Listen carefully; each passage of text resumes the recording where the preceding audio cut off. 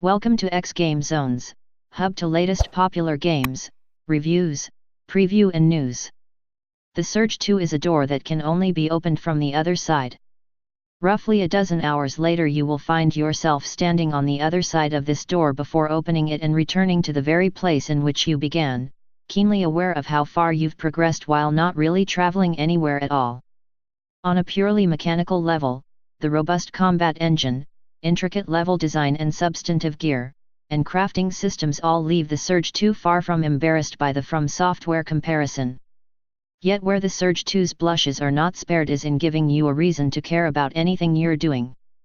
Lackluster world building, forgettable characters and cringe-worthy dialogue all conspire against persuading you this is a world worth saving. It begins with a plane crash. On board was some sort of nanotechnology that triggers an environmental disaster requiring a citywide quarantine and leaving those infected to wander the streets with a permanently hostile demeanor. You were also on the plane, yet somehow survived the crash and, at the start of the game, wake up in the medical wing of the Jericho City Police Department. Soon you're having sporadic visions of a young girl, the granddaughter of the CEO of nanotech firm Creo Industries, who you're sure was also on the plane and now appears to have been kidnapped by a mysterious security force. Please subscribe in our YouTube channel and follow and like us on Facebook #xGameZones. Visit our site at www.xgamezones.com for more gaming review.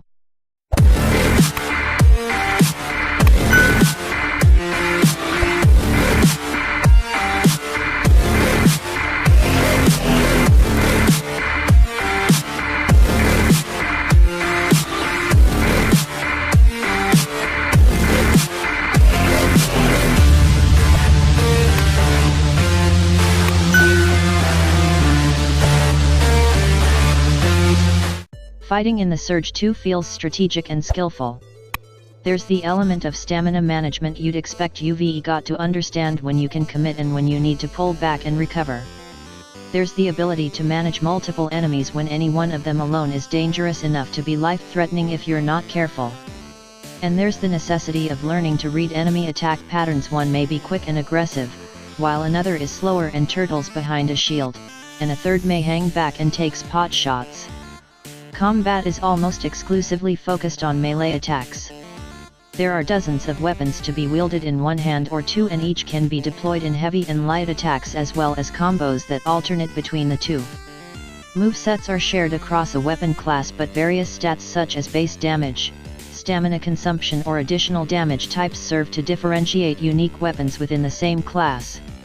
All spears, for example, have the same long reach and forward thrusting attacks, but this one hits slightly quicker for less damage, while that one consumes more stamina per attack but delivers bonus electrical damage every hit. That's mostly because fighting in the Surge 2 feels really good. Aided by the meaty impact of the sound effects and the responsiveness of the character animations, you can feel the weight of each attack in a manner that never fails to satisfy. Successfully deflecting an attack rewards you with wonderfully gratifying whomp sound, a brief freeze frame and slow motion interlude as the enemy is staggered and you're given the opening to launch a critical strike. Better, perhaps, are the cinematic slow-mo scene when you are able to sever the limb of your opponent, with your character drawing from an impressively wide range of stylish death blow animations that are solely interested in making you look like the most effortless badass in the post-apocalypse. Be warned, however, they are not for the squeamish, and, fortunately, there's an option to disable these scenes to reduce the gore factor. Furthering the complexity, you can also block attacks, assuming you have sufficient stamina, by holding down L1/LB, but to deflect an attack you've got to block and flick the right stick in the direction of the incoming blow at the precise moment. Mistime your attempt and you're going to take the hit. It's not just another great risk/reward setup, it also reveals one of the clever ways the Surge 2 handles its difficulty. While there aren't selectable difficulty levels per Southeast, you can equip various implants that boost your character in certain ways, one of which provides a UI indicator letting you know from which direction the next attack is incoming. So if you want to adopt a playstyle around deflecting attacks and you're not yet familiar with reading enemy attack animations, you can equip this implant and receive a very useful visual aid. It's a really smart system that extends into other areas, too. Implants consume core power, a character stat that increases as you level up, and typically the more useful an implant the more power it consumes. Armor also draws power from the same source, and yep, you guessed it, the better the defensive stats, the more power it draws. You never have enough core power to simply equip your best armor set in all your favorite implants, so this is where you have to make tough choices about what type of character you're going to be.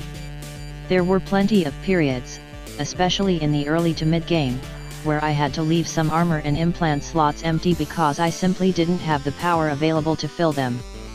It's in these situations, when you're having to sacrifice useful tools and really commit to a playstyle, that the Surge 2 shines as an RPG.